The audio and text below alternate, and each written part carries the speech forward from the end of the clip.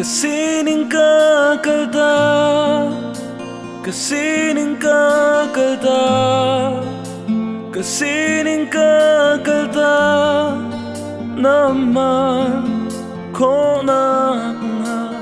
Kasining kakalda, kasining kakalda, kasining kakalda naman ko na nga. Kasining kakalda, kasining kakalda, kasining kakalda naman ko na nga.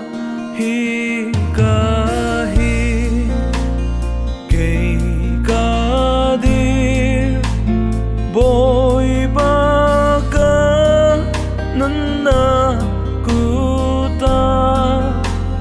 boy bana dunakchu kachung ahin voni phonglo.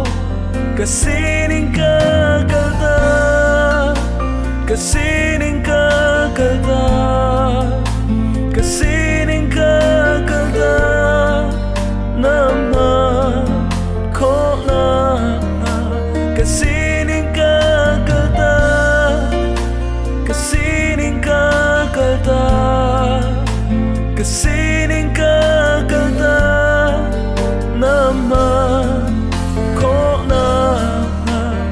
Katinlong ganun na anong miray to'y nagbang kaduna karana boy bana kudakan siya.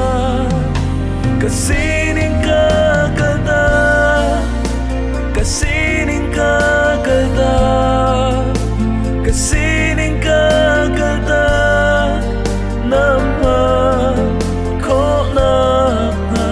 Kasining kakalda, kasining kakalda, kasining kakalda naman ko na nga. Kasining kakalda, kasining kakalda, kasining kakalda naman ko na nga. Kasining kakalda, kasining kakalda, kasining kakalda naman ko na nga. Ganun nakatasilaw kay Junatagasi. Ganun hangsu, ganun hangsu, ganbe. Ganun nakatasilaw kay Junatagasi. Ganun hangsu, ganun hangsu, ganbe. Ganun nakatasilaw kay Junatagasi. Ganun hangsu, ganun hangsu, ganbe.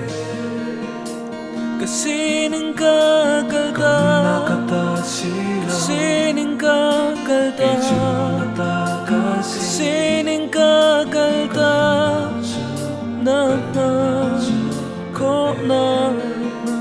Kasining kakalda, kasining kakalda, kasining